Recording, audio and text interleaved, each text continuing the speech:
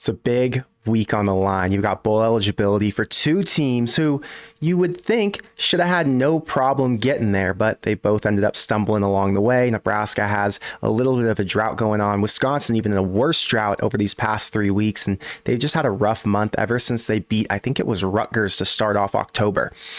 I still have hope. I think my guest today has hope, but we're going to find out what he has to think about this week's games. We'll talk about Nebraska, Wisconsin. We'll talk about the Big Ten West race because it is still alive. Iowa has a chance to lose against Illinois this weekend, and anything can still happen.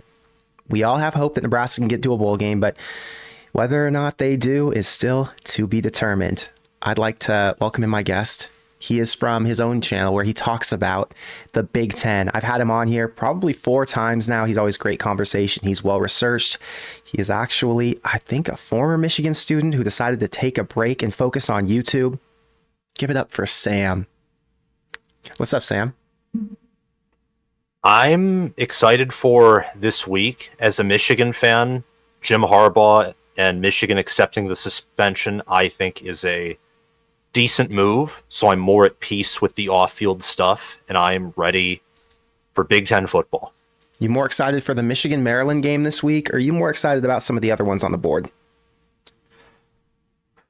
I'm always excited to watch my team, but Minnesota, Ohio State, I wonder if that's going to be similar to Illinois-Michigan last year, where that could be a trap game despite being at home. Washington, Oregon State, I think, is the game that I'm the most excited for. I released a preview and prediction video for that, but we can get to that later in the show when we talk about the big time games. Give me an update on what happened today with Jim Harbaugh, because I'll be honest with you, I don't care about the Michigan drama anymore. I watched it all unfold initially. Obviously, I thought it was funny, and it was entertaining to see all the little pictures that would pop up of Connor Stallions everywhere. But past that and beyond that moment that it had in my brain, I just can't, think much into it because it doesn't really affect Nebraska, I don't think. And it's not really going to affect much of college football since I don't think Jim Harbaugh is going to be here next year. So I've just kind of zoned out, and I'm just accepted the fact that they may have cheated their way into the national championship game. But after this season, there'll be a little bit of a system reset, and it's going to be a system reset for all of college football anyway. But getting back to it, what do you think is going to happen, I guess, with Harbaugh? What do you think is going on with this situation today where they accepted the suspension, and how's this all going to play out? Well, he can coach after the Ohio State game. He can't be on the sidelines against Maryland, against Ohio State, but he's still the head coach of Michigan for 6 out of 7 days during the week, so I don't think it's going to be a huge detriment to their performance. I said earlier in a video on my channel today, if Michigan loses to Ohio State without Jim Harbaugh, they would have lost with him. I think that Sharon Moore's a great game manager. He proved that against Penn State. And if Michigan is able to win out, they're able to reach the Big Ten championship game, Jim Harbaugh is allowed to return then to coach the team. So if he wants to coach the team to a national championship and then leave, which I think is his best option if he wants out, he can do so. After this season, I totally don't know what's going to happen. I could see him coming back because the universities dug in their heels and said, well, if they're going to take you, we might as well go down with the ship. Then again, he also could have the exodus of his own, back to the NFL. And at that point, I'd be happy promoting Sharon Moore, because I think if you're an interim head coach, even if the head coach and Harbaugh gave you a game plan to go on the road and execute that against Penn State, a legitimate defense, you should at least be considered for that job opening. But that would have a ripple effect in college football along with A&M's job opening if that were to come up. There are a lot of job openings right now, and there's going to be more that come up once some of these other coaches leave for other schools. So it's going to be really interesting to follow. Like I said, I don't have a horse in the Michigan race. I think the whole thing's kind of overplayed now, and it's going to kind of pan out the way that it does with the NCAA and the Big Ten, and it probably won't be that big of a deal. They were able to get away with some level of cheating, and we move on from it. But there are a lot of big games this week, and they will determine the Big Ten West. They might not determine the Big Ten overall, since the winner of the West is probably going to get blown out by either Ohio State or Michigan, but it still means something. I think part of the reason that these players want to play is because they want to feel like they accomplished something. And if you set goals like winning the West and getting to a Big Ten championship game, it means they're going to fight all the way through the season. And they're not going to just settle for a bowl game. Getting to 6 wins means something, but winning the West means more. So there are 2 games this week that I'm watching. One, Nebraska, Wisconsin, which obviously we're on the Nebraska channel. Sam, what did you expect we were going to talk about? The other, exactly. Nebraska's rival Iowa is playing against Illinois. I want to touch on it for a minute, and I want to get your thoughts on that. Last week, Illinois, they beat Indiana? Yeah, in overtime. By 3 points. They scored 48 on them. So their offense has life, and that was, I think, without Luke Altmaier, yeah? I think they got him back, but I heard that from a radio host that I was listening to. All I know is I saw that game and how high scoring it was, and I wasn't surprised given how bad Illinois' defense has been all season long. So now that Cooper Zagine is out at Iowa, who is, I think, their best player, how do you think that impacts them? Do you think that Illinois has a chance to pull the upset, or is Iowa going to walk away with the Big Ten West this week? Well, Nebraska last season was able to capitalize off of DeJean's injury, which injuries are all unfortunate, but Trey Palmer was able to capitalize along with Marcus Washington with that hole in the secondary, because Iowa, they don't have the same depth that a Georgia or Ohio State or Michigan has, or Penn State, where they can suffer an injury and it's just like, whoops, that sucks, but we'll plug in a next player. I think that with Isaiah Williams, Casey Washington, and with Illinois, along with Northwestern, I think having some of the better quarterback play in the Big Ten, they can go in there and pull off, I think, what a casual observer would think of as the unthinkable. Because Illinois is 5-5, Iowa's 8-2, and in total control of their own destiny. The spread on that game's only 3, and the over-under is like 31, so it's expected to be low scoring. I think Illinois for sure has a chance, which means Nebraska has a chance, obviously, to get to the Big Ten get to the Big Ten championship game and win the West outright this year still. So that brings us to Nebraska and Wisconsin. I think Nebraska fans have a pretty good understanding of what's happened. They have a good idea of what holds this team back, and they know what makes this team good. I'm not going to say great, because Nebraska has been nowhere near great anywhere on the field, but they have been really good, at least on defense. They've been good enough on special teams. Their tackling's improved, the best it's been in years.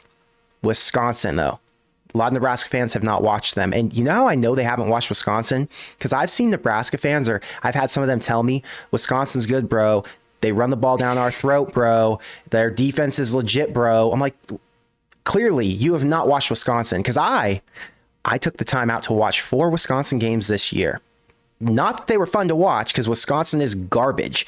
But Sam, what's your take on Wisconsin, where they're at right now, and what you think they're going to bring into this matchup that's going to cause Nebraska problems? Because I don't think there are many.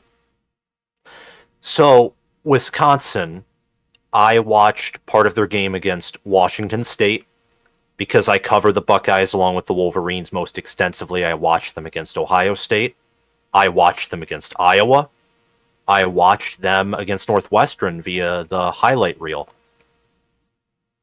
Wisconsin is, like you said, garbage. And they're one of my more humiliating preseason takes of where I had Wisconsin outright winning the West and being a good team in year one. Yeah, you weren't the only one. There were a lot of us who thought they were going to be pretty good with Fickell after last year, because they ended that season on a high note with a win in a bowl game over Oklahoma State. Yeah, but they had injuries. And once Braylon Allen went down, when Mordecai went down, and they're a team that... Was Ches Malusi the other one? Yes, and they were starting him early in the season over Allen. Washington State has a losing record. Indiana has a losing record. Northwestern's 500. And Ohio State's Ohio State. But I think they're not secure in their identity. And their running defense and running offense has taken a big toll. They're lethargic. They sort of remind me as a Michigan fan of some of the worst Rich Rod and Brady Hoke teams, where they had talent, but the wheels came off. They couldn't capitalize on it, and especially on offense. You look at their last 2. Northwestern held them to 10 points. Indiana held them to 14. Now, I'm going to be honest here, and I don't want to be a biased fan who's just a Nebraska supporter here and doesn't acknowledge the truth. Indiana and Northwestern have both had an uptick this year on defense specifically, and more specifically than this year, really these past 6 weeks. These teams are performing a lot better. So this back end right here between Ohio State, Indiana, and Northwestern is actually a tougher schedule than a casual fan would give them credit for, but it still doesn't look good to lose at home to Northwestern, especially coming off a loss at Indiana where you knew you had to bounce back if you were going to really secure that bowl game, because this late season stretch was going to be tough, at least at that point before we knew Nebraska would crumble. Yeah. I think the biggest thing I've seen with Wisconsin is that you have a few players who are strong and who know what their identity is and who want to play to that identity. And there are a few other players who haven't really conformed to that idea yet. Wisconsin's older players were used to playing a very specific style of football. Then you had a coach come in and Phil Longo and said, we're going to open it up. We're going to run it completely different. The offensive line is still okay, but the offensive line doesn't have to dominate at the line of scrimmage, and they don't have to bowl guys over and clear pathways. They have to sit there and they have to protect Tanner Mordecai, who they try to give as much time as possible to throw the ball. And the receivers now are way more engaged in the passing game than they ever been. I don't think Wisconsin's ever had a receiving core get this active. And obviously, Braylon Allen now, who is a guy who would normally carry it 25 plus times a game, is getting as many targets as a receiver as he is a running back, at least taking handoffs out of the backfield. It's strange. It's different. I thought everything would mesh together in a better way. What's really been a deal breaker is Mordecai has only 3 passing touchdowns and 3 interceptions. Like, he's not been as good as I thought he would be. Me either. I thought there was a potential for Heisman level season with at least some weapons over there at Wisconsin that he wouldn't have had at SMU, right? Yeah. And especially with that run game with Malusi and Allen, I thought they would be able to better control games to where if, the passing game doesn't work, well, we can just switch back. Sort of what Wisconsin did in 2021 when Allen came on and Mertz was horrible. Well, we're going to pound the rock and we're going to win 9, 8, maybe 10 games that way. And they haven't been able to do that due to injuries and an O-line that I think, at least from my perspective and preseason opinion, is also disappointed. They're still okay. Yeah, but they're not. Good. They're nothing special. Exactly. I just looked. I'm not sure if you saw on my screen when I did. Against Iowa, they were -2 in the turnover battle. They didn't have a single forced turnover, but they lost 2. Against Indiana, I think it was -2 as well. 2 fumbles lost against Indiana. And then obviously last week against Northwestern, they lost the turnover battle as well. We talk about Nebraska being a team who turns it over a bunch, but they're not the only ones. I know Nebraska has turnovers and turnover issues, and they have a quarterback or multiple quarterbacks, 3 of them to be precise, who haven't been able to get it done and find ways to win at the end. The team as a whole, I think, Nebraska's team, obviously I'm talking about them, not Wisconsin, is going to be able to force turnovers and limit them. The quarterbacks, I'm not too sure about. I think Emmett Johnson's been really good later in this year, and I think he's on like a 3-game streak where he's been the starting running back, and he's ran for 70, I think it was like 55, 75, and last week 85 yards in each of those games. And the running backs and receivers haven't been the culprits when it comes to turnovers. So if Nebraska's team as a whole can reduce the turnovers, and if Wisconsin continues their pace of losing 2 a game, and I expect Chubba Purdy or Jeff Sims, whoever gets the start, to turn it over 2 times, then Nebraska could end up with a even turnover differential. They could end up pushing. And obviously Nebraska fans expect 3 to 4 turnovers every week, since that's just what we've gotten accustomed to. But I do think there's hope that Nebraska can force some out of Wisconsin, and that we're not going to be the only victims of our own demise this week. There's another team on the other side who, as of recent at least, has been just as bad. Got a couple super chats I want to answer. First one comes from Noah. Thank you for the $2 super chat, Noah. He says, can our secondary handle their wide receivers? Last week, it looked like Wisconsin's strength was their quarterback And he was playing at a higher level than pretty much anybody on their team, although he hasn't been great. But I do think that he's one of the strongest leaders on an offense, and I think that he's lacked weapons on the outside. The guys are okay, but I think DK, he's number 13, I want to say. DK was hurt, so he wasn't playing. Who are their other two starting receivers? Pauling, I think, is their best guy. Will Pauling is a stud by far. That's the best one. He had 10 catches last week, so he'll be the issue. He's number 6. Then the other ones were CJ Williams, Skylar Bell, and then I don't even know which one Vinny Anthony is. I know these two. I think this guy's their slot guy, Skylar Bell. But I don't think Nebraska's DBs have been bad this year. I think that they've struggled at times and they've broken down. I think that obviously against Minnesota and Colorado, they didn't really have much of a chance. And later in the game, once they wore down the offense, I think things got better because the quarterback had less time to throw. Nebraska is going to give up some balls. I think that happens every single week. It happened against Michigan State. Obviously, it happened last week. But you've got Malcolm Hartzog, who is now practicing at full health this week.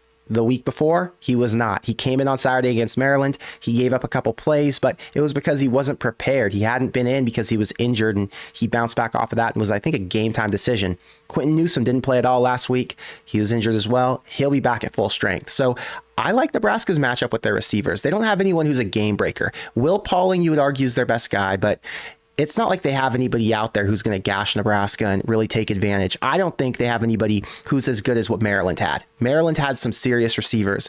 I don't know if those guys are NFL guys or not, but they were really talented and some of the best in the Big Ten. Yeah. Maryland, I think, is the third best offense in the Big Ten. That's how down the offenses are this year. And what's crazy is Nebraska was able to hold them to 10 points until the last 3 minutes of the game. And if they could have iced that one out, they probably would have held them to 10 throughout. So unfortunately, they weren't able to score that touchdown with Chuba.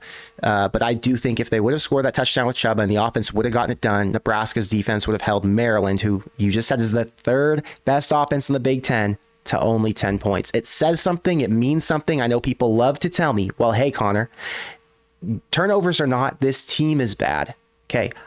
From an overview, we can say Nebraska's team is bad.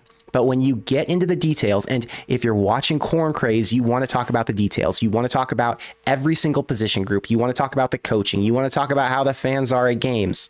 Then it matters that the team isn't the problem. It's one unit who hasn't been able to figure it out.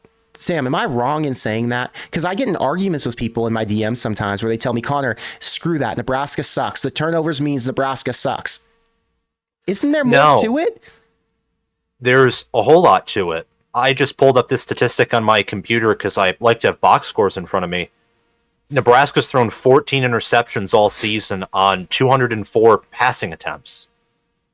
Their problem isn't turning over the ball by running. It's by throwing. They cannot throw. They can't throw the football. And the running backs have looked good. The offensive line's improved. And you knew that from the Minnesota game. This team was more physical. And the defense is great. But when you keep throwing the football to opposing defensive backs, like Heinrich Harburg, I said, and I think this interception was taken back due to a defensive holding, that ugly pass looked like a punt. And it looked like the Maryland defensive back was picking it up to return it. There's no accuracy in the passing game. And when you give up the football, everything feels like a failure, like a wasted drive, and that wears on you. I agree with Caleb, where a good quarterback and healthier wide receivers would help this team out a lot. I have a question about quarterbacks that we're going to come back to. I want to answer a couple super chats, and I'm going to ask you this. Caleb, thank you for the $10 super chat. Thank you for being a member. We got to settle down on reacting the way we have been. Yes, it sucks to give these games away, but Nebraska is literally one good QB and a few wide receivers away from dominating. Keep on believing, GBR. The word dominating is strong, but if you do add in one good QB, and when you say the word few, 2 receivers who are Big Ten level, I do think Nebraska would have been dominant in the Big Ten West this year. Do I think they would have been a great team who would have gone on to win 10 games and then competed with, Oregon State or Washington or whoever ends up in close to a New Year's Six bowl game? Probably not, but I do think this team would have looked a lot better. And what's so interesting is I was at the Lions game last week with my friend, and the kid sitting next to me worked for Adidas. Super knowledgeable about college football. obviously he's followed Matt Rule since he's an NFL fan and he remembers him at the Panthers. But he said, hey, man, tough grab with Matt Rule. I was like, what do you mean tough grab with Matt Rule? He's like, well, he's terrible at Carolina, and then Nebraska had all this money and they went and wasted all that money on Matt Rule. And now obviously they aren't even going to make a bowl game. And I was like, dude, that's such a casual take. He's like, what do you mean? I said, Nebraska's so improved. And the fact that you just said that they failed with their hire of Matt Rule, or that it was a bad job by the administration by going out and getting him over someone else, just means that you haven't paid attention to what's actually going on in Lincoln. Nebraska had their pick. They chose this guy over Luke Fickell, over Deion Sanders, over a ton of names out there. The guy at Kansas State, Kalen DeBoer at Washington, arguably he would have stayed there. But regardless, Nebraska had their pick with the money they had, with the resources they offer, with the fan support, with everything that comes with the Big Ten. They chose a guy who has, I think, done a great job in year one, although he hasn't been able to win games. He's won enough of them to get him close to bowl eligibility and close to the preseason expectation that a ton of fans in Vegas set out for them. So I can't knock this team. I can't knock this coaching staff. They have what they have right now. Rule is building something from the ground up. Like I said in 100 videos before, we can't take what we saw in the middle of the season or what we saw at Nebraska's highest moments and then reset our expectations. It's not fair. We said Nebraska needs to get to 6 wins. It didn't matter how. We didn't say Nebraska needs to win their first 3 and then win their last 3, or they need to be a top 25 team. No, we said get to 6 wins, and as a whole, the fan base will be happy. It didn't mean that the teams in the Big Ten West could suck and then we would say, oh, well, Nebraska should be better. Nope, we're not resetting expectations. The expectation was 6. 6 is still on the line. And if you aren't happy with what you've gotten so far, you are overreacting. And Caleb, I think that's your point. We have to settle down and react in the way we have been. Now, I personally, Sam, you watch my post-game reactions? Yep, I try to. I get a little emotional sometimes, as you've seen. But I'm a fan, right? I'm not reacting and saying that things are all going to shit and that this coaching staff is totally blowing it and I think major changes need to be made right now and whatever. Like, I've even defended Satterfield, and people get frustrated when I defend Satterfield. Let me tell you that. But the point is, it's one thing to get emotional for a few minutes, but it's another thing to move on from it, look at the big picture, and understand that things are not as bad as what people will try to make them seem. And that's not just me being an optimist. That is me being realistic.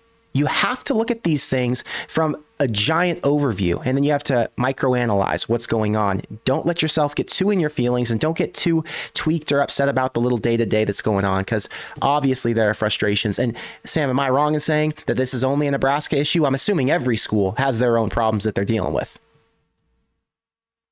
Yeah, every school does have their own problems that they're dealing with. And I think that Nebraska right now, they're improved compared to previous seasons. I don't think you're wrong for defending an offensive coordinator who, even though I think that he may have made some bad decisions against Maryland or in other games, he doesn't have much to work with. He just doesn't. He didn't have much to work with to start the year, and he has even less to work with now with all these injuries. Exactly. And if you want to assign any type of blame, you go back, I think, to, and this is hard because, like you talked about, there weren't too many amazing transfers available, but you'd go back there and talk about the quarterback room, not about how, like, what you have now when you can't change the roster. You got what you've got. Yes. Caleb says, do you really think we can win this game? Our defense has been decent on the road, but the home field gives the batters the edge, doesn't it? So here's my take on the Badgers and their home field. I was listening to Sean Callahan's podcast, the Husker Online show, after Nebraska's game the other day. He does a live stream. I think it's after my live stream. Either way, he was talking about how it's hunting season up in Wisconsin and how they've had games in Wisconsin that have had lower turnouts because of that. And this is going to be a night game. Fans are kind of out of it because Wisconsin season's over. They did not meet the expectations that they set for themselves. A lot of fans, Vegas too, said Wisconsin was an 8 to 9 win team this year. And they're on the edge of missing a bowl game. They're one loss away from missing a bowl game this week. So I think that their fans are going to be there. It'll be, exciting to some degree for some people, but we're talking about a cold game at night, two really lousy teams who are both on losing streaks. I don't think the home field advantage really means much in this spot. And you said our defense has been decent on the road. I think that the defense has been above average on the road. I think they had one game where two, if you call it Colorado and Michigan State, where it feels like they kind of bent a little bit too much because this is a bend, don't break defense. But in general, no, I think Nebraska is going to be just fine. I think they were dominant on the road against Illinois. And I think Illinois has as good of an offense as Wisconsin does. Would you agree with that? I think Illinois at peak efficiency probably has a better offense, I mean right now. But peak efficiency for sure, they have a better one. Right now, I'd say, yeah, it's a pretty accurate take because I think they're trying to choose between John Paddock and Luke Altmaier at quarterback. Luke Altmaier was another guy who was so turnover prone. Caden, thank you for the 20. Thank you for being a member. Question for Connor and Sam. Knowing both teams, what offensive and defensive game plans would you guys set up for Nebraska? Essentially, what are the keys to the game for Nebraska to pull out the win? Sam, take it away. I would run the ball down Wisconsin's throat. I might go Wildcat. I would do what Michigan did against Penn State. I would cram the ball, occasionally pass to keep them honest. Wisconsin has had a tough time in recent games stopping the run. Northwestern with Cam Porter was able to gash them, and their offense can't do much either. So if you pound the rock, control TOP, you can make their offense desperate. Defensively, they've struggled to run, so I'd play a pretty conservative game all around. I'd bend but don't break defensively, and I would pound the rock offensively because that would limit interceptions. I don't think Emmett Johnson's going to fumble. And so here I've pulled it up so you can see it, just to give context to what you had said before. You said play on offense how Michigan did against Penn State last week. JJ McCarthy threw 8 passes, only had 1 incompletion, but he only threw for 60 yards. That means he averaged less than 10 yards a throw. It was all checkdowns. It was all short passes. Blake Corum ran 26 times. Donovan Edwards ran 10. Their quarterback ran 8. It was a dominant rushing performance. It wasn't crazy yards, but it was a dominant performance, and they drove the defense to the point where they could not get back up. They just wore them down the entire way through. And I think the end of the game was Blake Corum running it like 6 times in a row. So Michigan ran the perfect game plan.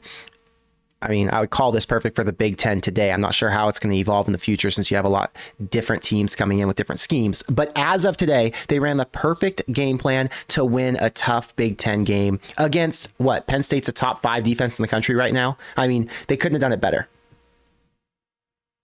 Exactly. So what I said, and Sam, you can tell me if this is ridiculous or if you think this would work. I think it's a little bit along the lines of what you had kind of projected and said they should do. I said Nebraska should take whoever the quarterback is, and they should limit what he's allowed to do. They should limit how far his throws are. They should limit how much he can run after the first contact. They should limit what the rules are for him to spin, how many hands he has on the ball. Don't make any moves going into contact. Just play where you don't turn it over, because if Nebraska doesn't turn it over, they will win this game. Then I said run the ball 70+% of the time, and if I do think they're going to run it, I think it's going to be close to 70% either way. But I think you just got to get it into the hands of guys who won't fumble it. And that's kind of the point. Any passes that they're going to throw have to be wide open opportunities. Otherwise, they've got to tuck it and run with intent to slide. And once they do slide, we know for sure there isn't going to be anything that comes out bad out of it unless you get a late hit on a Wisconsin defender who gets frustrated that the quarterbacks keep sliding down and taking a knee, right? Nebraska at that point wouldn't need to score points. They would just need to control time of possession, like you said. And after they controlled time of possession, they would probably get a few shots at long field goals or even close field goals if they were able to get good field position off turnovers. And in that case, Nebraska would win something like 12-9 or 12-7, and none of us would be upset about it. Now, the coaching staff, I don't think wants to do that. Actually, I know they don't want to do that because Matt Rule said they're not going to adjust their game plan. He said, we're going to play the way we play. We're going to trust our players, and we're going to make them go out there and execute what we want to do, because they're a team who, I'm not sure if you've heard this before, Sam, but they're a team who wants to play on the attack. And when they don't play on the attack, they tend to play a lot worse. They need to go out there and they need to play like they want to win. They don't want to play defensive. So unfortunately, I'm not sure if they're going to play the game that you and I want them or think they should want them to, or think they should play. But it is what it would take for Nebraska to pull out the win. I think that we can almost guarantee Nebraska would win if they played that strategy. Defensively, what do you think Nebraska has to do to stop Wisconsin? I think they have to. I don't want to refer to the Michigan-Penn State game again, but I think with their struggles on the ground, I don't think Allen's at 100% whatsoever. No. And their offensive line is limited. And keep in mind, the guy behind Allen is their third string running back to start the year. They're kind of like Nebraska in the sense that they're really banged up. Exactly. I would say with a 3-man front in the 3-3-5 that's played well all season, trust your front. Don't leave your corners on an island. I don't think they'd get torched either way, but be willing to let Wisconsin, almost said Nebraska, but let Wisconsin, who's going to pass the football more, let them maybe get a few empty yards and see if you can force turnovers. Maybe pick off Mordecai, force a fumble from their running back. And I'd play a pretty conservative defensive game as well. That's kind of how they played last week against Maryland, to be honest. Yeah, and Wisconsin does not have Maryland's offense. They don't, and they're not going to convert in the red zone the same way that Maryland was able to, and Maryland didn't even do that good of a job with the few opportunities that they did have. I think if you do give up those short passes or even give up a couple chunk plays, the defense has proven they will hold strong in the red zone, and they do end up forcing a turnover or two. So I would say play for the turnover. Don't put too much pressure on Tanner Mordecai, but bring the pressure when you can. And if they sack him a few times, it's going to create 3rd and longs or whatever situations that we would call desperate. Nebraska will get the ball back, and then it just burns more clock. And that's the strategy to winning. So I think it's pretty simple. We all can agree that Nebraska's defense has it in them. We all think Nebraska's offense could do this and run this strategy. I'm just not sure that Coach Rule will call a game that aligns with what we think would work. Noah, thank you for the $5 super chat. Thank you for being a member. Will Satterfield return to the sideline? I saw a stat that once he went up to the box that Heinrich's stats in terms of interceptions went down significantly. I don't know the answer to that. I have no clue. Maybe someone in the chat knows. But I didn't know that once he went up there, Heinrich's interceptions went down. I wouldn't be surprised, though, because he can see the field a lot better. You can see what the options are out there, and you can tell him, hey, there's going to be a guy over the top. They're coming down, and they're playing zone, and that guy's coming trying to pick you off underneath. And it just gives you more insight. So I'm not sure what the better option is. I've never been a football coach, and I've never had the opportunity to watch a game from the box. So I'm just going off of what I would guess as a fan.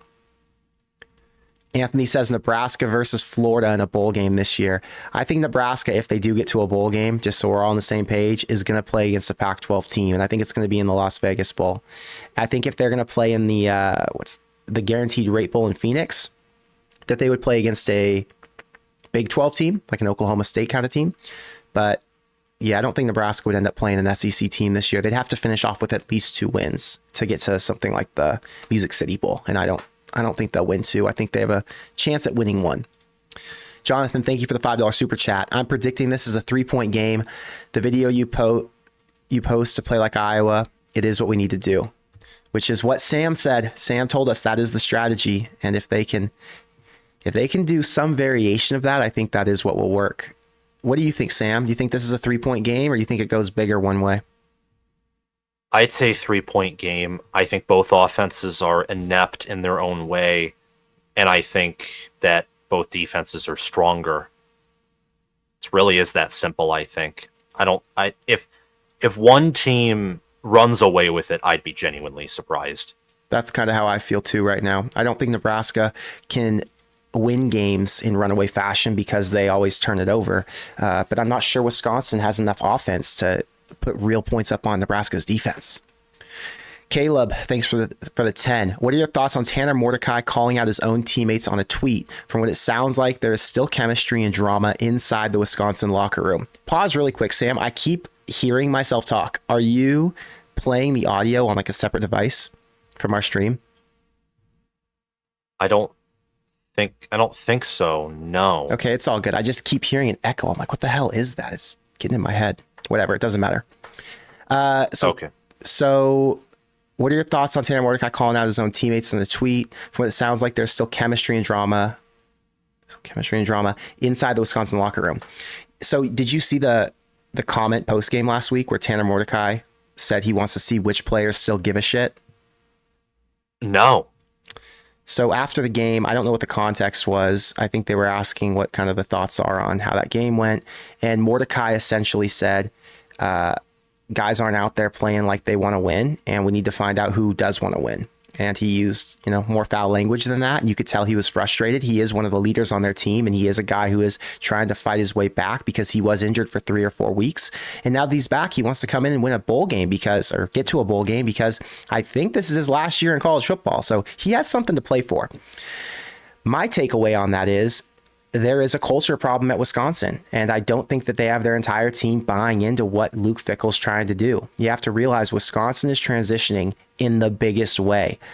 It's not as big as what Scott Frost was trying to do after taking over from Mike Riley. It's not as big as what Matt Rule's trying to do after taking over from Scott Frost. The Wisconsin identity has been so clear since the Ron Dane days. I mean, since 2000, Wisconsin's been who they are, and it's never been any different. And now you have Luke Fickell coming in saying, hey, I'm bringing in an air raid offense. Get used to it. I'm bringing in a quarterback who throws it all over the field. Figure it out. I'm taking our star running back who came to Wisconsin to run it 25 times a game, just like Jonathan Taylor, just like Melvin Gordon and all the other guys who came before him. And we're going to make him a pass catcher. That's tough to adjust to. And if you're losing games, you're going to probably say, what the hell are we doing this for? We had a strategy that worked, and now you're making me do something different, and it's not working. It builds frustration. It builds a little bit of rift between the coaches and the players, and it definitely creates some anxiety in the locker room. That's my takeaway. And I think because of that, Wisconsin fans are kind of frustrated because their players aren't playing at the highest level. And now the entire Wisconsin situation feels a bit like Nebraska did when Scott Frost first got here. That's how I feel. Not sure if you think the same or what you think about their culture. I think that for this season, I think they're looking forward to next season. The fan base, and probably in the back of their heads, some of the players and the coaches. 5-5. You play this game against Nebraska, and then you go on the road to a Minnesota team who takes that rivalry very seriously, who's won a lot of games against you, the Badgers, recently. You're probably going 6-6 at best, maybe 5-7. Maybe you can squeak out 7-5, but you're not going to finish ranked. You're probably not winning the West.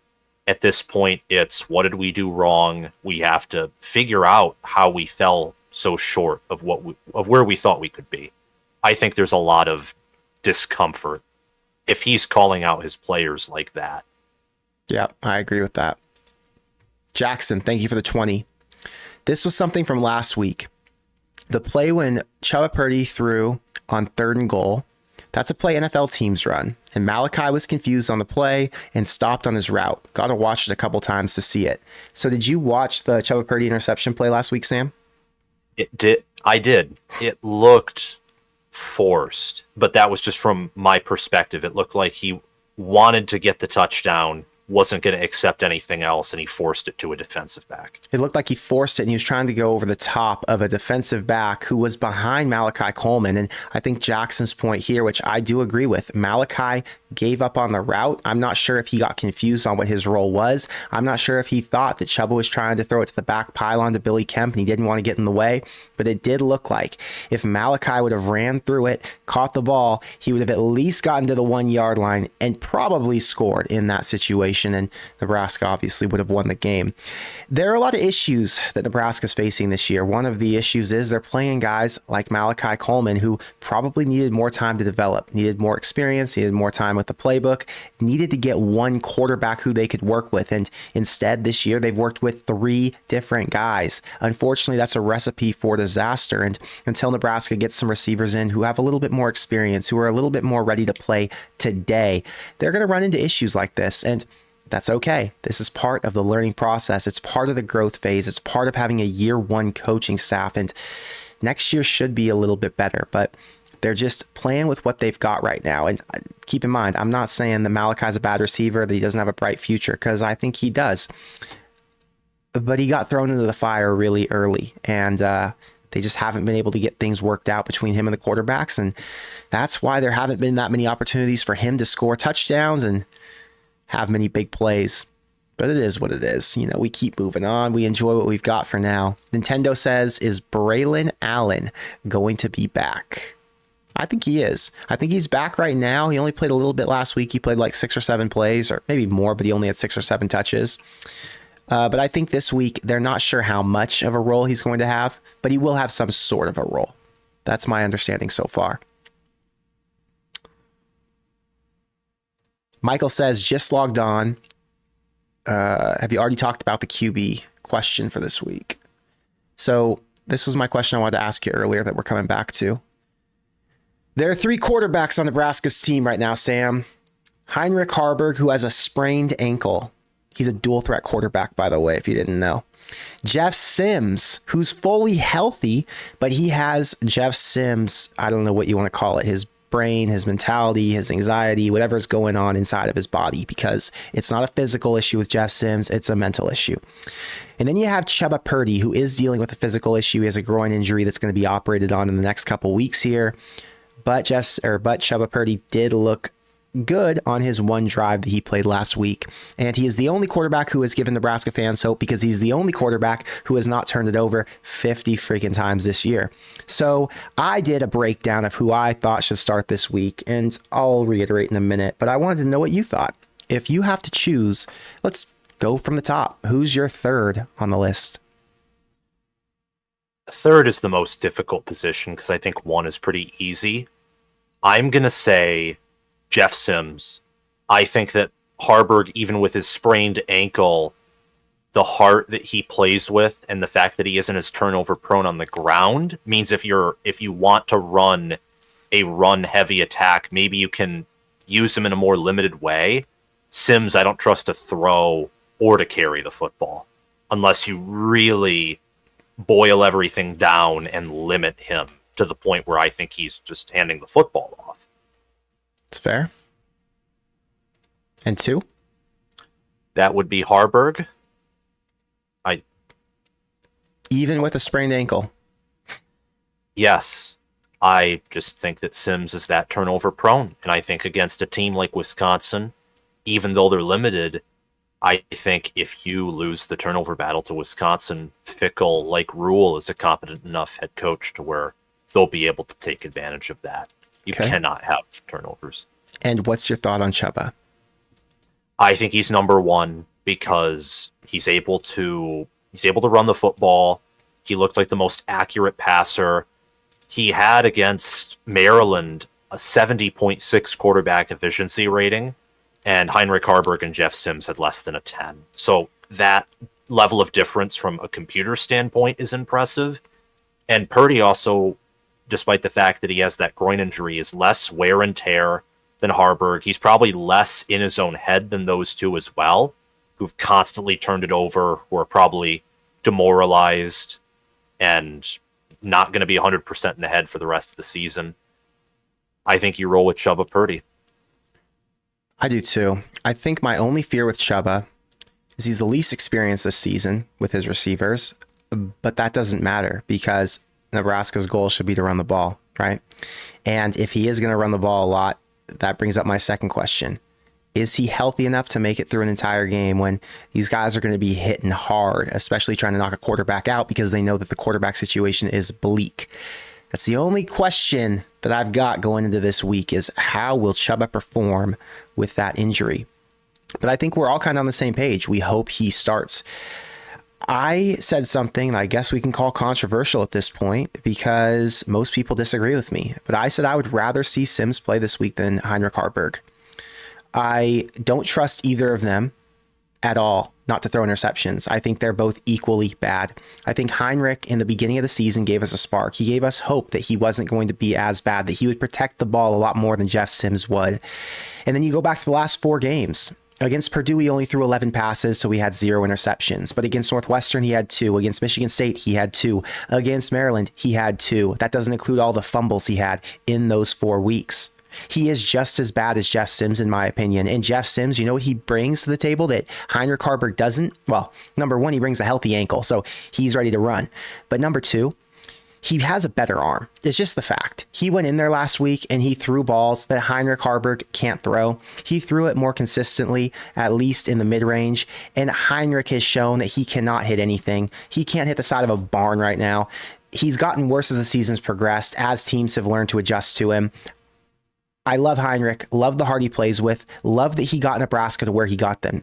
But I would prefer Heinrich never plays quarterback at Nebraska again. I would rather see Jeff, if Nebraska had to make a choice, if they said you only get one quarterback next year, move Heinrich Haarberg to another position and move Jeff Sims into the third slot at quarterback, I guess, and try to develop him. Now, I don't think that's what's going to happen. I think Heinrich's going to end up being Nebraska's quarterback next year, somewhere down the depth chart, maybe in the third spot or second spot if he develops. Jeff Sims will be gone. I don't think he'll stay at the program. But as it stands today, I would prefer Jeff Sims plays over Heinrich Haarberg because he has a higher ceiling as a passer, and he's just as bad in the turnover game as Haarberg is because Haarberg's gotten worse. So people don't like that take. I think what happened was Haarberg gave you hope. There was a brief stretch between Northern Illinois, Louisiana Tech, Michigan, and Illinois where Haarberg looked so solid, right? And then he played against Northwestern and Purdue, and he didn't look as good. He looked actually way worse, but Nebraska still won those games because their defense was dominant both weeks, and the offense did just enough. Then you look at the last two games, and now Haarberg is completely spiraled out of control. He's done. He has shown that he is another Jeff Sims, and what it really shows you, and where it makes it hard to defend Marcus Satterfield, is he's another Jeff Sims. They're the same quarterback. They're the same player. And eventually all the flaws showed. If Jeff Sims would have played against Northern Illinois, Louisiana Tech, Illinois, all of those good spots, I think he would have been equally as decent as Heinrich Haarberg was. He has the same skill set, the same attributes. They have the same quarterback coach. They have the same system they play in, right? So I actually think people are giving Jeff Sims a lot of grief when I don't think he's deserving of it. I think these last couple weeks have shown me that I hyped up Heinrich Haarberg way too much, and I was way too down on Jeff Sims, when in reality, they're the exact same guy. And now the hope is that Chubba Purdy is nothing like either of them. The hope is he's Joe Gans. You don't know who Joe Gans is, Sam, and that's fine. He's a former Nebraska quarterback from when I was in like 7th grade. But the hope is Chubba can come in, he can run a little bit, he can throw it well enough, and he doesn't have whatever the other two quarterbacks have in his head that's holding them back and forcing them to make these bad throws and forcing them to loosen up and basically get stripped, right? Because these are now forced turnovers. They're not having unforced turnovers anymore, or fumbles, sorry. But that's my takeaway. Who knows? I'm just talking, right? This is all my own perspective, and there is no right answer because none of us will ever know what the truth is. It's all inside the quarterbacks' heads, and so we don't know what's going on. Exactly. Chris says, if Rule goes for a QB coach, who would you want that to be? I'll be honest. It is way too early for me to even think about who he would grab as a QB coach because I don't even know if he'll go after a QB coach. I don't know if he would try to promote someone internally. I don't know if he would go after someone on the outside who has a relationship with him or has some connection to Nebraska. Those are all things that are going to be really fun to discuss in the offseason, but I'm not going to do that research yet until we get to the offseason because for the first time in years, I get to make content talking about the season. It's been a long time since I could make November videos that were meaningful and that mattered and that people would watch because every year the season's already over by this point. And this year we're just so lucky that there is still hope and there is still a reason to talk about things that are exciting. Weekly Racing says Jeff Sims is going to be a hero this week. I think that's a question for the chat. Hey, chat, who do you guys think starts this week? I've seen in the comments on my last video and my Wisconsin preview, some people think Jeff Sims is going to be the starter based on some of Rule's comments. I personally took Rule's comments, and I felt pretty good about Chubba Purdy being the starter over Sims. I think they're both going to play, but who knows? I think they both have an opportunity. Jonathan, thank you for the 5. What about starting Jack Walkie and moving Haarberg to fullback? Chubba could be secondary QB and Sims when we need long passes. Jack Walkie came from Iowa Western or Ole Miss, or he came from somewhere. Maybe it was Ole Miss. Jack Walkie is a walk-on quarterback who is not anywhere near the level of talent that any of these other scholarship quarterbacks have.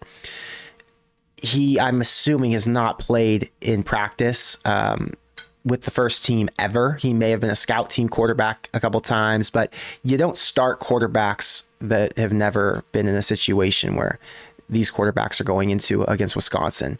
I think Jack Walke's going to be the third string emergency guy this week. He'll travel with the team. But if he was out on the field, he gives you the worst chance out of any of these quarterbacks because he's the least experienced, the least talented, the least knowledgeable. So move Harburg to fullback. They've got some other good fullbacks back there. You've had Lindenmeyer, Liebenschritt, Bonner. There have been a lot of fullbacks this year who've performed. And I don't think his best skill set is suited, or his skill set is best suited for fullback. I think it's more suited for tight end. I think he's a really good runner, and if you can get him the ball in space, he could do some damage. Sorry, Sam. I'm looking for a question for you too. Jim, thank you for the 777. He always comes in with 777 for good luck. Unfortunately, the last 2 weeks we haven't had much luck, but hopefully this week he brings it. Fickle professed a plan, but didn't stay with it. Rule professed a plan and has stuck to it. No wonder Ohio State didn't keep Fickle. Love, Sam. Sam, you got a response to this? Yes. Watch the game against Ohio State where Wisconsin played. Braylon Allen fumbled 2 times, and they immediately changed their game plan. They ran him less times while he was healthy, and it messed with everything. The only way they were going to win that game was running Allen and occasionally passing. Now, out of halftime, they passed and they got into the end zone, but that was after Allen was already gone, unfortunately, with an injury, and you were only going to get that one drive to score. Fickle and Wisconsin, I feel like, have pivoted so many times around their game plans, and they're very reactive. Now, that's just one game that I'm basing it off of, but I noticed that after he fumbled twice, and I'm thinking to myself, yeah, it's unfortunate that he fumbled twice, but that he's your best opportunity to win. You just have to trust that he won't do that again, even if he's done it twice, because you're not winning with Locke at quarterback. You're not beating the number 1 pass defense in America. And Nebraska has at least, even though I protest the idea of passing the football more than you need to with these quarterbacks, they've at least stuck to their identity, whether they win or whether they lose. And I think both teams being 5-5 and given the talent they each have, I think what Rule is doing right now is more confidence-inducing and better than what Fickle and his staff are doing. The difference is Rule believes in and knows that what he's building will work. It might not work right now, but because these players are getting experience running this system, a lot of them are going to be back next year. And when they come back next year, they're going to be a potential 9-win football team because they went through the adversity. They learned in the hardest times together, and now it's going to pay off in the long run. It's happened this season. They fought through it out after those first 6 games, sorry. They were 3-3 going into Illinois, and then they went on a 3-game winning streak, doing the exact same thing that got them to 3-3. So there's something to be said for a coach like Matt Rule who has the conviction and the belief in what he's building, and it's starting to pay off. Now, obviously, the turnovers and the quarterback issue isn't helping anything, but with the right quarterback, I think we'd be looking or talking about a 9-win Nebraska team right now, which is really impressive for Rule in his first year. Just missed on the quarterback out of the portal. And Dreamin' Digital says Longval is the walk-on that's traveling, not Walkie. So my mistake. Longval came from Iowa Western. Walkie came from Ole Miss. So either way, it doesn't matter. Neither of those 2 guys are prepared to play right now. Rule might tell you they are, but the only 3 quarterbacks who are prepared to play are Heinrich Harburg, Jeff Sims, and Chubba Purdy. And even those 3 have their fair share of issues right now. And whether it's their fault, whether it's Satterfield's fault, or whether they're just a victim of their circumstances with players falling to the left and right around them and they're dealing with guys who don't know the playbook or don't have experience working with them, none of it matters. It's just a struggle at quarterback. Rods, thank you for the 20. Thank you for being a member. He says, does Nebraska need a dedicated QB coach? That's a good question. What do you think, Sam? I think for a position as important as quarterback, I would say yes. I think that's part of the reason why Penn State and Mike Yurcich didn't necessarily work out outside of Franklin's controlling issues. I think having to call plays on offense, I assume Marcus Satterfield's the QB coach, or am I wrong on that? Yeah, they don't really have a QB coach right now, so I would say he is. Yeah, I think that's no, because Rule's supposed to be a CEO. I heard you a few times, I think, say that he has a hand in the offense. He does. You don't know. You don't want to do that. You want to you want to be the CEO. Maybe this is just my opinion and I'm wrong. And you want to delegate responsibility, especially to those critical positions like quarterback. You look I'm at some of shocked the they don't. Yeah, well, the problem is they only have so many coaches. They got to pick and choose where they use those spots, right? And I think he thought, well, Satterfield's probably got enough of a grasp on that room to be able to manage that on his own. But you look at some of the other schools around the country. Michigan specifically has J.J. McCarthy playing at a Heisman level. He has a QB coach at Michigan and Jim Harbaugh. Do they have a dedicated guy outside of Jim Harbaugh, or is Harbaugh the QB coach? Kirk Campbell's actually the quarterback coach. Okay, so you've got Harbaugh, who has a ton of experience. You've got another dedicated QB coach. You go to Washington. Kalen DeBoer is known to build up good QBs. I don't know if they have a dedicated QB coach, but you have a guy with proven success there. The same with Lincoln Riley over at USC. That is essentially your dedicated QB coach. If you don't have a guy with a bunch of proven experience, you are holding your team back, because quarterback is the most important position on the field, period. I 100% think that Nebraska needs a dedicated QB coach. Not sure if we're going to get one. I would have to assume if they're going to bring in a big-time QB, they'll want to get one, because if you're going to go after big names in the portal or at a high school, I'm sure they'll want to be able to work with a guy who has proven success. So get a dedicated QB coach. That would be game-changing. That's just my take. But again, I've never been a CEO of a $100+ million football program, so I don't know the real answers, and I don't want to tell Rule he's not doing his job the right way. But if you look at the landscape of college football, to compete with the best, you got to have the best quarterback in the game. Amen. And may I add something? Of course. Even USC has a dedicated QB coach not named Lincoln Riley. They have Cliff Kingsbury. Oh, I forgot about Cliff Kingsbury. He came in halfway through the season. Yeah, they're double dipping. Yeah, they're even spending extra resources on that position. Yeah, they're all the way in because they know that's the most important position on the field, but they really do need to figure out their defense, because that's the next step. Tyler, Connor, you're the best. I normally save your videos to listen to while I work. Thanks for making my job so much fun. Hey, I'm here to provide entertainment, Tyler, so I'm glad you enjoy them.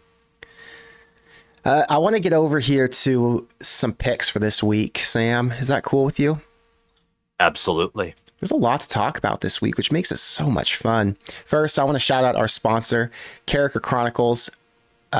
He's got a YouTube, Adam Carricker has a YouTube channel with almost 11,000 subscribers, and he just dropped a mega show. I saw this today, where he interviewed Noureddin Nouili ahead of this Wisconsin game, and he gives his prediction.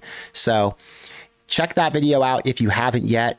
Adam has been on our show, I think, 2 times now. He's been a great guest. I know you guys have watched his content before, but if you haven't subscribed to his channel, he's been a great supporter of me creating content all year, and obviously they've been an awesome partner for us. So make sure you check out the Character Chronicles on YouTube if you haven't yet. Now, let's get over to picks for the week, Sam. We're going to do Big Ten. I want to come back to Nebraska, Wisconsin at the end. So we'll start off with Michigan, Maryland. 19-point spread. In my preview and prediction video, 49-7, Michigan. I think they roll. You think a blowout? I kind of feel the same. I don't think Maryland is as good as Nebraska made them look last week, and I think Michigan is as hot as they can possibly be, and they aren't going to slow up, especially knowing Ohio State's on deck. Can't come out flat before that game. Rutgers is at Penn State. Rutgers, they've been pretty good this year. They got to 6 wins. They've had probably the best offense we've seen them have in years. Does Penn State bounce back strong and cover 20.5 though? I haven't seen the bet placements, and I typically use Action Network for that, but Rutgers is good at running the football. They weren't elite at it against Iowa, but I could see Penn State having an emotional letdown after that Michigan loss and the players responding to fan complaints in the emotional way. I think Penn State wins, but I instinctively think that Rutgers is going to cover. Rutgers is playing for a lot. They already got to their bowl game, but it's meaningful when you win 7 or 8 games at Rutgers. It's a big deal, and they have potential to get to 8 wins because they don't play anybody good after that. I don't know who it is. Maybe Northwestern. Maryland, yeah. So they can win both of these. Or not win, but they can keep them at least both close, and they could win the last one. So they'll come in inspired. Michigan State is at Indiana. 2 teams who are pretty much done for the season, but they're surging at the end. Indiana, they'll win. Indiana will cover. Because it's at home? Yes, and because I think Michigan State, Sam Leavitt, their best quarterback, who was third stringer to begin the season, he's redshirting. And for the Spartans, it's now find your head coach and make sure, like Urban Meyer's the dream candidate, make sure that you get the best head coach you can get possible. So Caton Hauser, the quarterback who beat Nebraska, will be their starting quarterback this week. Yep. Purdue is at Northwestern. You know, Purdue had an explosive performance last week. They scored like 49 points on Minnesota. They looked like one of the strongest offenses in the Big Ten West. Northwestern, though, is on a 2 or 3 game win streak. They've looked fantastic. They're going to hire David Braun full time. They're a 3-point home dog. Who do you like? I like Northwestern. I think they're the more consistent team. I think Purdue's been up and down, and they took advantage of Illinois and Minnesota defenses that stink on a bad day. I think Northwestern gains bowl eligibility because they have the best quarterback play in the West Division. Wow, that is strong, and it's true right now. I'm taking Northwestern to win outright. I think they're going to get to a bowl game and potentially win 7 because I think their last game is against Illinois or Indiana. Am I correct? Yes, I think it's Illinois, I believe. Okay, and speaking of, Illinois is at Iowa. Iowa is a 3-point favorite. Their star corner just got hurt. Illinois is getting back Luke Altmaier, so they'll have 2 options for quarterback. Who do you like? This is so tricky, partially because I don't want Iowa to win the West, so I feel like there might be some bias creeping in. But I think, you know what? I'm going to go with Illinois. There's a rational argument to have Illinois winning this game with Cooper DeJean out.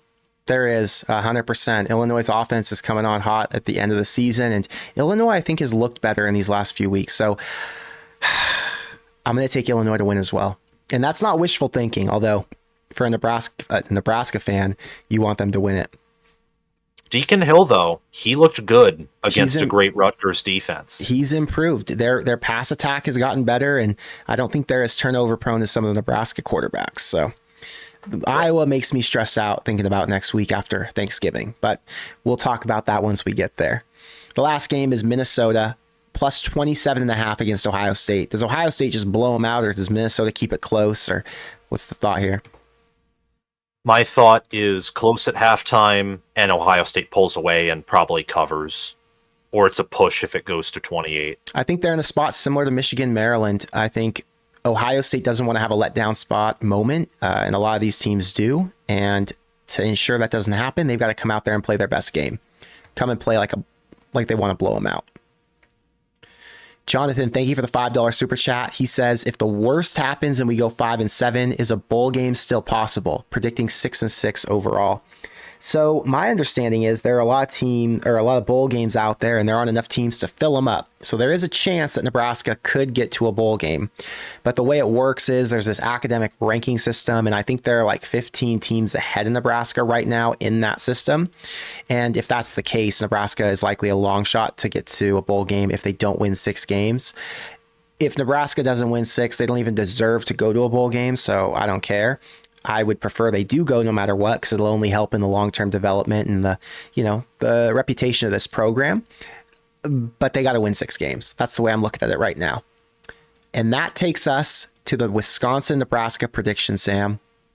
Wisconsin has moved from a 7-point favorite down to a 4.5-point favorite, and now they're back to a 5.5-point favorite. It's at night. Nebraska hasn't won there since 2012.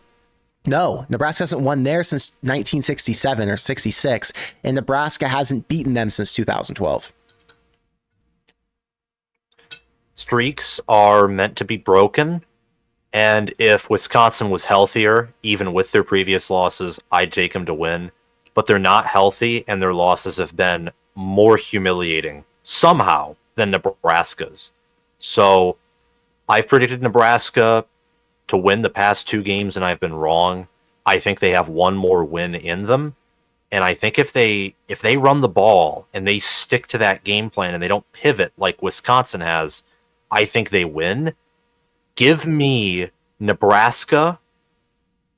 Give me Nebraska by a score of 13-12. I think Wisconsin will have more total yards because Nebraska will have a conservative defense, but Nebraska with their superior run game will be able to punch it in for a touchdown, while Wisconsin will be forced to kick field goals.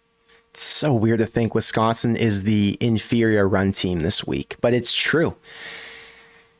I predicted 13-9 Wisconsin, and I predicted that because my expectation was that Nebraska would end up with Jeff Sims playing a bit, and it would result in 3+ turnovers overall between him and Chubba Purdy. I'm going to stick with my original prediction and say Nebraska is going to lose this game, but I'm going to be honest with you, Sam. Nebraska is the better team overall. Nebraska should win this game. It means more to Nebraska this week than it does to Wisconsin. There is a lot more positivity in Nebraska's locker room. All signs point to Wisconsin being done and moving on just to get to the offseason and rebuild and, get on the Luke Fickell program that he's used to, because this is not standard for Luke Fickell, especially coming off that playoff season at Cincinnati. I took Nebraska money line. I took Nebraska plus 5.5, and my heart tells me they're going to win this game. I just have to be rational with myself, and it's really hard for me to pick them to win any game when the quarterback play is so questionable. So I agree with your pick. I will not be surprised in the slightest if it happens. I mean, there's 100 reasons to believe Nebraska will win this game and that Wisconsin would lose it. But there's one reason to believe Nebraska has no chance. And that's what Nebraska fans have been struggling with these last couple weeks and will continue to struggle with until they get in a quarterback who isn't going to have these same problems. Let's go on to some of the biggest games of the week. So I took Pitt -2.5 tonight, by the way. Whenever you see a game where a team is 2-8 playing a team who's 6-4 and they're the favorite, word of advice, bet that team. I know nothing about Pitt, but I knew that line didn't make any sense. That was the case last week with Minnesota Purdue. I saw that Purdue was only a 2-point home dog, and I'm thinking, what is that? I'm not someone who typically or actually ever bets. I'm not even 21 yet. But I saw that and I'm like, I'm picking Purdue. It's a good reason to. Well, a big game on Friday night. There's a couple on Friday night, but the big one is Colorado at Washington State. I'll be watching it. Colorado and Washington State both have a chance to get bowl eligible, but it's not going to happen because they both have to play really good teams to end the year. One of these teams, actually, both of these teams have been on downward spirals. They've both been terrible, although they both started hot. Who are you going to think, or who are you going to take, and who do you think shows up? Colorado is full of dysfunction. I think that Deion Sanders will have success. I think that his son, and I don't know exactly what it is, I don't think him and his son mesh together with the team. And I think Washington State is in desperation mode because they don't know what conference they're going to be in. I think their head coach is going to be motivated to coach the game of his life. Plus, it's a night game at home in Pullman. Pullman is I'd say a tough place to win. Just look at how Oregon State fell to them early, even though we know that they were hot. I just think Colorado's dysfunctional, and they put up a fight.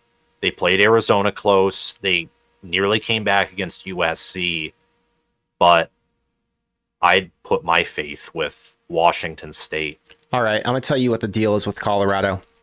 Colorado has been so bad, and they have had so much negativity in the media, and it felt like their season was gone. And then last week, They bounced back strong. The week before that, they kept it within 7 against Oregon State. They've been on a run playing back-to-back top 25 teams, and they almost got it done against Arizona, who I would argue is the third best team in the Pac-12 right now. They want to win so bad because they've been starving for one for the last, I don't know how many weeks it's been since they've won one.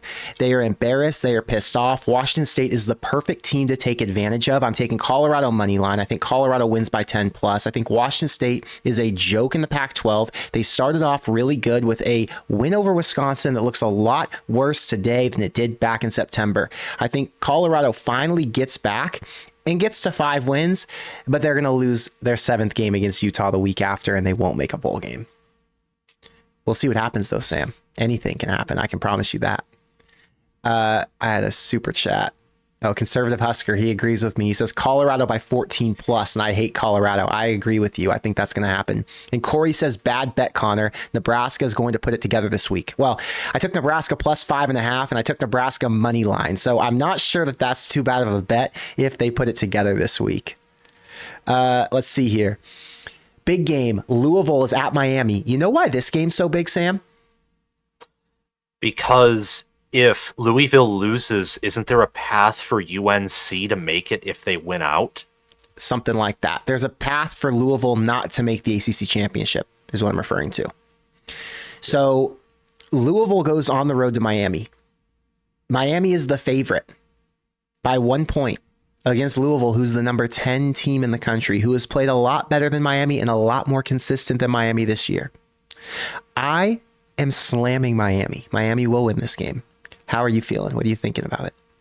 That was my exact thoughts, because home team, worse record, they're favored. And that doesn't always mean everything, because sometimes even Vegas is wrong. But Miami is playing teams close. They don't get blown out when they lose. I think that they're...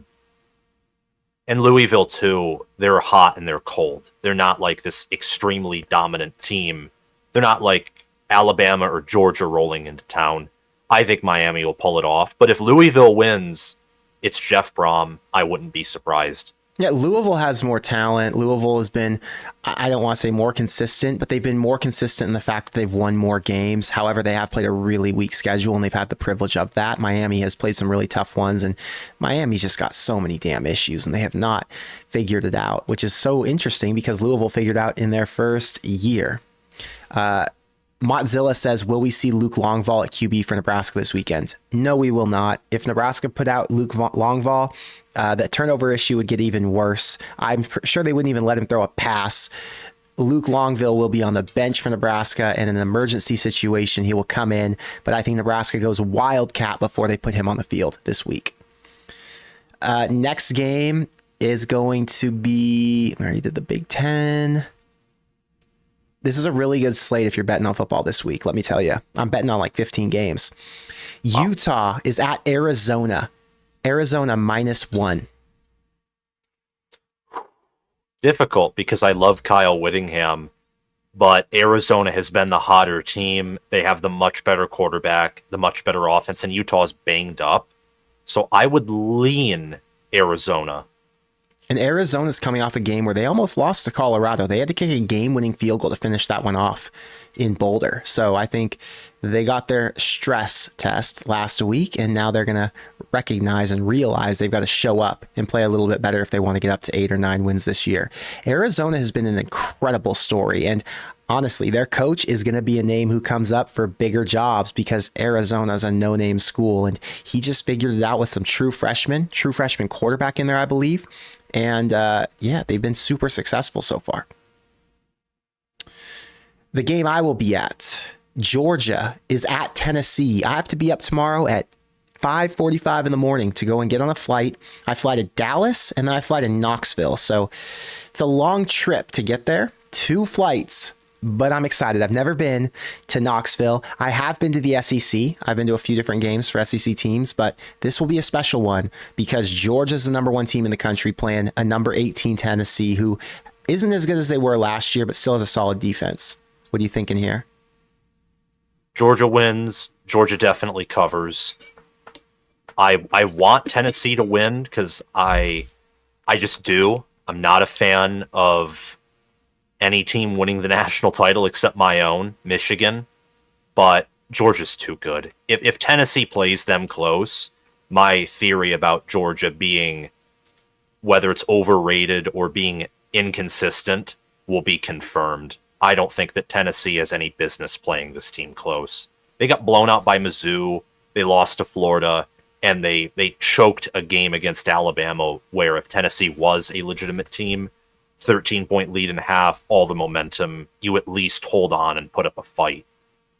Yeah, I agree with you. They literally backed down at Missouri last week when everything was still on the line for them. If they would have won last week, they would have had a chance to beat Georgia this week and get to the SEC championship. So when a game is that meaningful and it's against Missouri, who is good this year, but I mean, they're not elite. Tennessee doesn't have any business hanging with Georgia. Colby says, question for Sam. Who are you picking in an Oregon versus Ohio State matchup? Oregon. Right now, Oregon has the better QB play, and that's really hard to argue. I think their defense is, would you call their defense as good or better than Ohio State? Ohio State has the much better defense, but Oregon's offense is elite. Honestly, looks like Ohio State's offense from the past 2 seasons with a better front. Oregon and Michigan, I think, are in a special tier in terms of dominance and efficiency. What's so interesting is Ohio State, if they had a legit quarterback like a Bo Nix, they might have an offense that's operating at a level that's that high. It's just they have a super strong running back. I almost Travion Henderson. I almost said Carlos Hyde. You know why? You know why? It's because I think they were the same number. But Travion Henderson is one of the best backs in the country, and then you have 3 receivers who are all legit, especially Marvin Harrison, and they just don't have a quarterback who is as elite as what CJ Stroud was, which is obviously holding them back. So I agree. Oregon, I think, dominates in that matchup. I think Oregon would win that game by 10 points. I don't think Ohio State's all that this year. Yeah, and the offensive line, Oregon is a Joe Moore caliber O-line. Ohio State's, earlier this season at least, was middle of the road in the Big Ten. Like, I think Oregon would be one of the few teams I think that could beat Ohio State by double digits. I agree. I think Oregon's a playoff team. We'll talk about that in a minute. Let's get through these picks, then we're going to talk about our playoff. North Carolina is a top 20 team. They've won 8 games this year. They have potential to win 9 or 10. They're going to Clemson, and Clemson is a 7.5-point favorite. I personally got on Clemson early, minus 6.5. I slammed it. I love it. I know you're on Clemson. Yes, because Gene Chizik coordinates North Carolina's defense, and their defense is horrible. As always. So, yes. They've always been bad. And they have a history of losing to Clemson, especially at Clemson. UCLA goes to USC, and it sounds like Chip Kelly is going to be out at UCLA. At first, when I first saw the line at 6, I was like, oh, this should be a 3-point game. They'll be able to hold USC's offense. UCLA has a really strong defense. But then I saw that news, and I thought, maybe the team will throw the towel in. UCLA was so hot to start the year, and now they've gone on this little stretch where they haven't won as many games, and they dropped out of the top 25. I lean USC here minus the 6, especially after how well they played against Oregon. I would too, because when you lose to Arizona State by 10, that's nothing to be proud of. I agree. They are not good at all. Let me see if there's anything else big on this slate. Oh, there is. You got 2 more big games. Kansas State at Kansas. Now, it sounds like Jason Bean might not play, and it's not fair if you don't have your quarterback. You're running with your 3rd string, essentially, because Jalen Daniels was the 1, Jason Bean was the 2, and now this 3rd string guy, I think he wears number 15. He's like a bulky white dude. Looks like an Iowa State quarterback. Do you think Kansas has a chance at home? At night? I think they have a chance with their run game, but I think Kansas State is underrated. Their 3 losses to Missouri off a field goal, to a hot Oklahoma State team by 8, and then a dumb call against Texas on the 4-yard line when they should have kicked the field goal. Yep. I think Kansas State will win and probably cover. If Jason Bean was playing, I would pick Kansas to cover, and I'd be very confident in that. But there's a bigger drop-off from Bean to the 3rd stringer than Jalen Daniels to Bean. They have a really good 2 deep at quarterback, Kansas does. Yeah. So it sucks that both of them are hurt. Yeah, I wish Kansas could compete. I would love to see this be a massive game and for Kansas to pull it out. But Kansas State's way too good. Their offense and their defense are solid this year. So I think Kansas State wins by 14. Washington goes on the road to Oregon State. Now, Washington has been America's sweetheart. We all want to see the underdog win, and they have built a really strong offense with Michael Penix Jr. leading the way. But Oregon State has one of the best defenses they have for the last couple of years. Their coach is extremely hot. He is coaching for a massive contract because he will be if he beats Washington, I'd argue he would be the hottest name from a Power 5 school right now, not competing for a national championship. So they're at home. It's at night. They're a favorite. I am taking Oregon State, but do you think Washington's going to pull it off and maintain this championship level status that they've kind of accumulated over the last 6 weeks? If Washington State was coming off of games against Stanford and Colorado, I probably would pick them to win. Oregon State or Washington? Oh, what I was saying is I would pick Washington. Washington, okay. I said would. You said Washington State, so I got confused if you were talking about Washington or Oregon State. That's my bad. Washington, they're coming off of games against USC and Utah at home and also on the road, so they're going to be fatigued. And DJ Uiagalelei fits their scheme, Oregon State's scheme, about as well as Penix fits Washington's. I'm picking Oregon State to win 42-39. They have the more efficient red zone offense. They have the better defense. They're 11-1 at home, dating back to the last season. I think they'll win. I didn't realize that their record was that good, but they are great at home. And yeah, Oregon State has a lot to play for too. They're a New Year's Six team. They're a potential Pac-12. Can they still make the Pac-12 championship? Yes, if they win out. Beat Oregon and beat Washington. I mean, it's a tough stretch, but guess what? They beat Oregon last year. So anything can happen. I love Oregon State. I'm a big fan of them. I've been betting on them all year. I will be betting on them again this week, and I'm expecting Washington to go down and take their first loss of the season. That's pretty much all the big games. Let's go over to the college football playoff rankings, and let's talk about what happens if the dominoes fall that way this week. So, assuming Washington loses, you now have 4 teams who are going to be undefeated. You then have Michigan versus Ohio State next week. Can I assume that you're going to say Michigan wins that game? Yes, I'm leaning Michigan right now. So let's say it's Georgia, Michigan, Florida State, and Oregon, because I think Oregon wins out, and I think Oregon wins the Pac-12 championship. Is that realistic? Or do you think there is a chance for Alabama to upset Georgia in the SEC championship? Or for, I don't know, Michigan to lose to Iowa in the Big Ten championship? I think that's a very realistic take. My playoff picks are slightly different because I think that there's going to be chaos that occurs. Okay. I think it'll be Georgia, Michigan, Oregon, and I think that Florida State's going to lose to Florida or Louisville based off of how they've played. But I understand that's a bold prediction. So I think that Georgia, bold. Michigan, Florida State, and Oregon, that's probably the most realistic prediction. I replaced Florida State with Ohio State. I think they'll back in again because I don't think a one-loss Florida State, either losing to Louisville or Florida, would get in. Agreed. With how they played. Okay, so that brings another question. Texas wins out and wins the Big 12 championship. Does Texas get in over Ohio State or Michigan for that 4th spot? I think a 12-1 Texas would get over a 11-1 OSU or 11-1 Michigan. I think we skipped over this game, understandably so. I think Iowa State will beat Texas this weekend. Do you? Yes. That's a big task. It's at home at night. I like Iowa State. I'm going to take them plus the 7.5.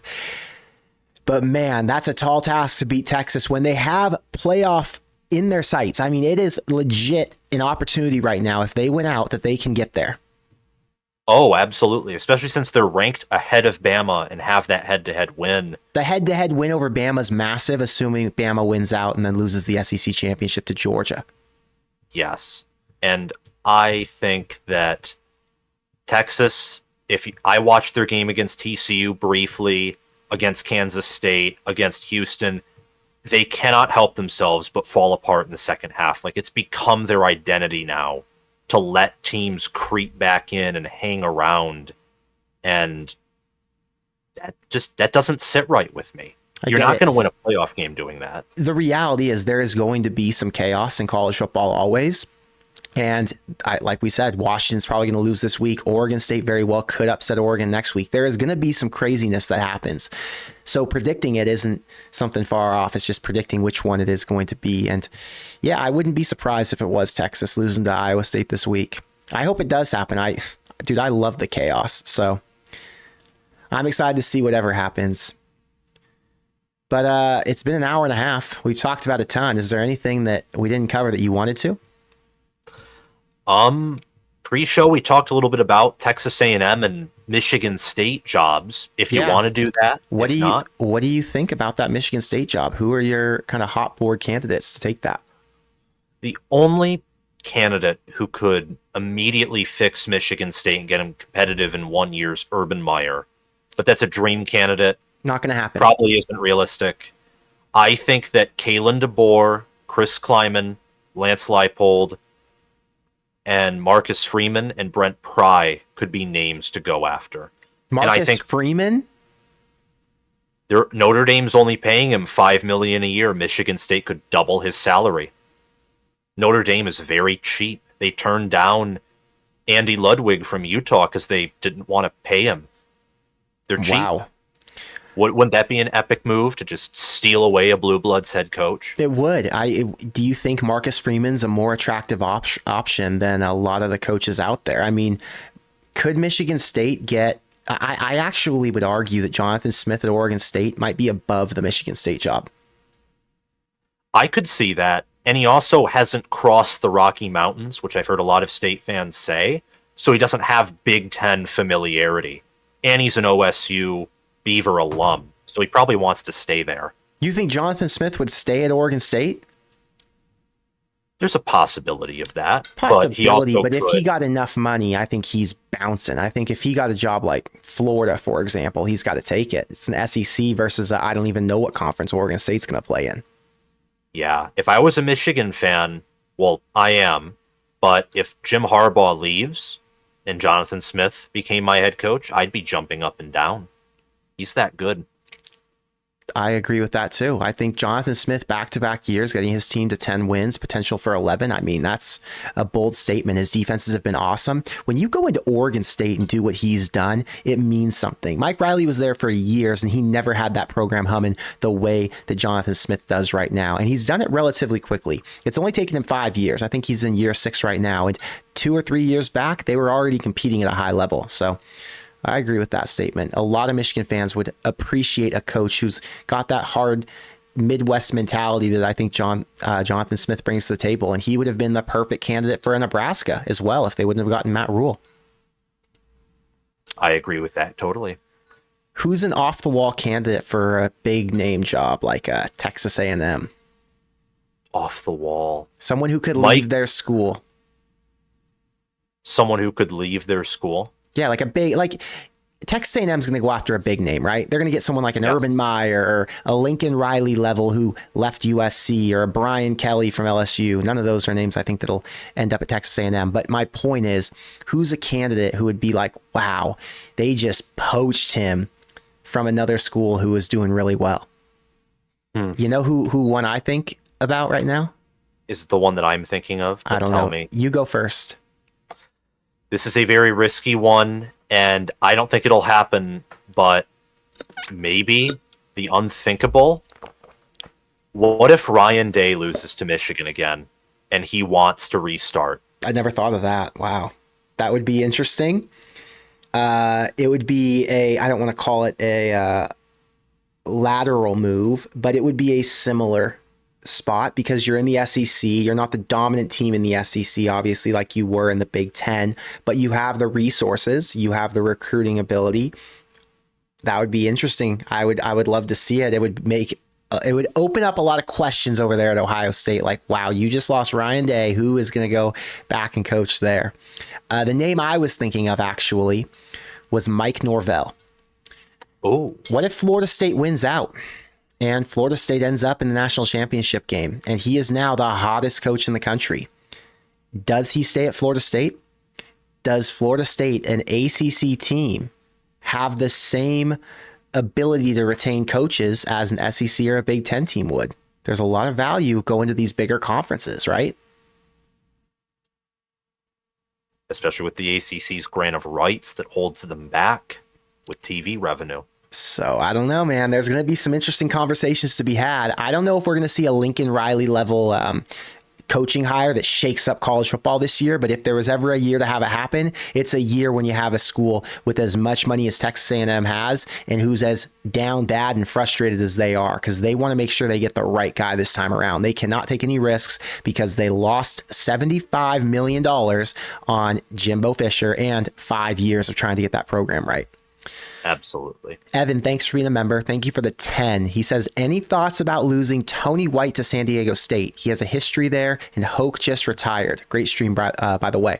Yeah, Evan, thank you for being on here. Obviously, Sam makes this stream a lot better. Having his thoughts and his insight makes it a lot more fun for me to be able to sit here for an hour and a half since I don't just have to talk to myself on the screen. But Tony White, my thought, Sam, I don't know how much you've looked into this situation. My thought is he's not going to leave Nebraska unless it's for a head coaching job. I think that he is pretty comfortable in the fact that he knows Nebraska has an up and coming program, at least from a wins perspective, and that next year they should be a little bit better if they get the right quarterback in there, meaning his defensive numbers should go up even higher. Now, if that does, and by the way, he returns a ton of production. They're going to have a really good defense next year, and a ton of the guys who came in had really strong freshman years. Anyway, if he was going to leave, I don't think he's going to go the Dan Lanning path and try to go to a USC or an Alabama or somewhere where he can get a head coaching job 4 years from now if he's successful and wins a national championship as a DC. My thought is he stays at Nebraska 1 or 2 more years. He's already shown that he can get it done, and now he goes to a smaller school like a San Diego State and then works his way into the Power 5 ranks that way. I don't know how much you've looked into it, but Tony White, is he from Southern California? He played at UCLA, I think, and he coached at San Diego State. Yeah, he did play at UCLA. Anyway, he coached at San Diego State. So this would be a great opportunity for them to get him back after he was already successful there as a DB coach. And I think if there was any interest, he would have to take those interviews, and I would be nervous about losing him to that school. That would be the one job that he would take right now because it is a head coaching job. So I don't know what you think, Sam. I haven't looked too much into that. I know that when I made a video about USC's defensive coordinator search, I said, if you're USC, you have to be looking at Tony White and how he has a 3-3-5 defense that's good, unlike your 3-3-5 defense that's poop on a stick. Very bad. Yeah, but you know more about this than I do. If he's coached at San Diego State, and he's on the younger side, I do believe. So if he has head coaching aspirations, that'd early be a 40s, yeah, great job if he wants to get into a higher level of coaching and work up the ladder. Yeah, I think that the only reason this is alarming for Nebraska fans is because he has a tie to that program. So I don't know. It's to be determined, and I'm not really looking into the coaching stuff too much until after this season because I do know Rule has these coaches and all these players locked in on trying to get to 6 wins. And like I said, I'm just going to try and enjoy what we've got while we've got it because we're only 3 weeks away from talking about all of this craziness and thinking about all the possibilities and all the turnover and what the portal transition looks like and everything else that comes with the college football offseason. Sam, it was great to have you on the stream. We were here for an hour and a half, so obviously your time is much appreciated. I cannot wait to watch the games this weekend. I'll obviously be at one myself, but right after that Tennessee game ends, I'm going to go over to a bar or the hotel or wherever so I can click into the Nebraska game. Absolutely. I'm going to be watching that game because it's at night and it's not during the Michigan or Ohio State games, so I'll be locked in. But it is during the Oregon State Washington game, so make sure you got one on your TV and one on your phone because I don't want you to miss the Washington game. I'm going to have one on one TV the other on my personal smaller TV. Perfect. All right, Sam. Well, thanks for coming on, and we'll see you in another video. All right. See you guys. Thanks for having me on. It's always great to come on here and talk to you. All right, later. Well, Sam is another fantastic guest. I mean, we have a lot of really good guests who frequent this show. Sam actually reached out to me to come on, and I was really appreciative of that because usually I got to be the one who goes and does the work and hounds guys down to be a guest on my show because they don't make money doing my show. You know where they get support? When you go and watch their videos, where you go and support, subscribe, like their videos. So if you haven't had a chance to yet, type in College Football with Sam in the YouTube search. Go see some of his videos. They are really good because they're so informative. He's well researched and he's passionate about the Big Ten. I'm sure I'll have him back on soon in the future, but today was really good and I'm really grateful that all of you were able to tune into this stream. I cover a lot. I don't try to just talk about Nebraska football only because there's so much going on with college football, and because we all talk every week, or at least I try to make 2 or 3 videos a week and get content out to you guys. I think there's a lot of insight that we share together because we have general understandings that are similar and we have the same belief system around our own teams at least. So I like to be able to talk about other things with you outside of just what's going on with Nebraska's drama, since there's so much more going on around the country. But I am going to be at that game. I will probably be wearing a Tennessee hoodie, but while I'm wearing that Tennessee hoodie, I'll be watching the Nebraska game. And immediately after that game, I will be live to give you my instant reaction. I don't know if they will win. I don't know if they will lose. I want to say they'll win, but my gut tells me that we're going to see more of the same. I hope I am wrong, just like the rest of you do. But worst case, Nebraska still has another crack at it against Iowa, and 6 wins isn't over until they're 5-7. There's a lot to look forward to, so try to keep your head up. Have faith. I'm telling you, anybody can win on Saturday, especially when you're playing a team as bad as Wisconsin is. But with all of that said, thank you for being here, and I will see you in the next one. Go Big Red.